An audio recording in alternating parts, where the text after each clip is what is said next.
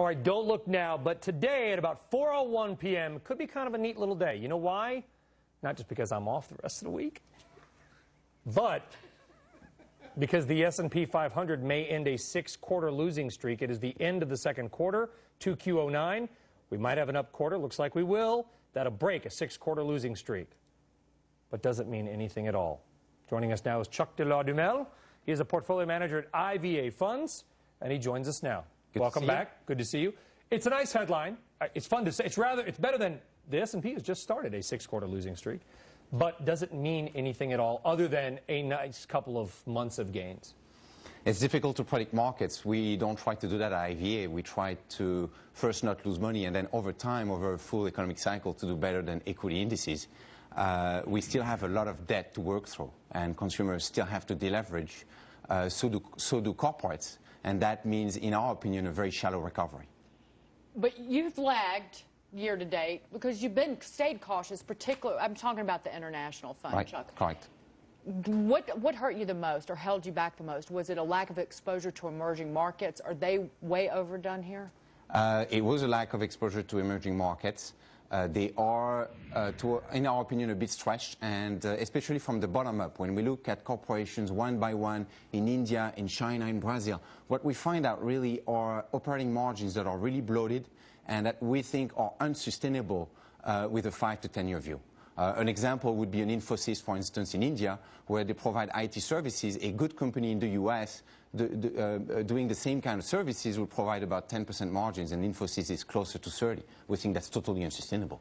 You do. So you're not a huge believer in that story, then? No, absolutely. It sounds nice, but of course then you got wage inflation. This is what happens. You know, look, everyone says China took American jobs. Mexico took American jobs, and then China has now taken Mexican jobs because the labor capital moves where it's cheapest. Right, and in the case of Infosys, for instance, it's going to be arbitraged away either through higher wages, as you said, or lower prices. And so in emerging markets, too, we have the issue of not finding the kind of businesses we like at IVA, businesses that will protect you well against inflation, for instance, service businesses, where the E in PE in earnings really belongs to the shareholders. You don't have to reinvest those earnings into new manufacturing sites, and if inflation comes back, capital-intensive businesses will do poorly. You worry?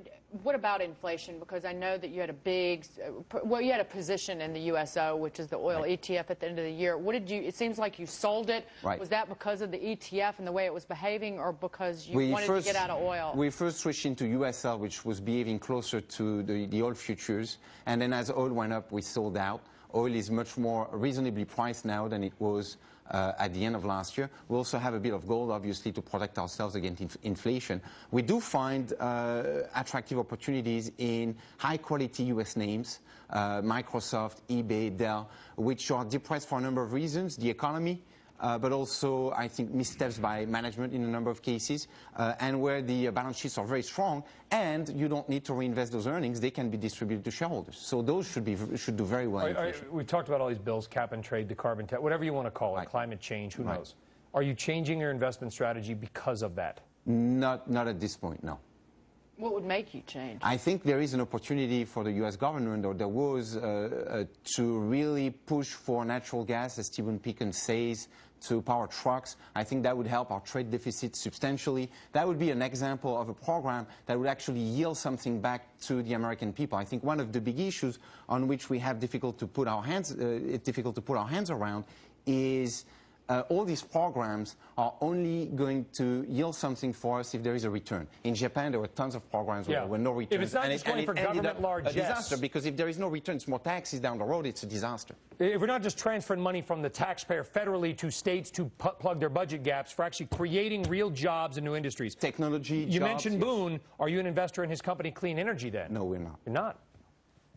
How come? We haven't looked at it. I'm not sure. Well, they're doing natural gas for transport, building out the engines and the systems. Go to L.A. Airport, you see a little CE in green and blue. That's his company. Good for him. Bonne chance. Merci.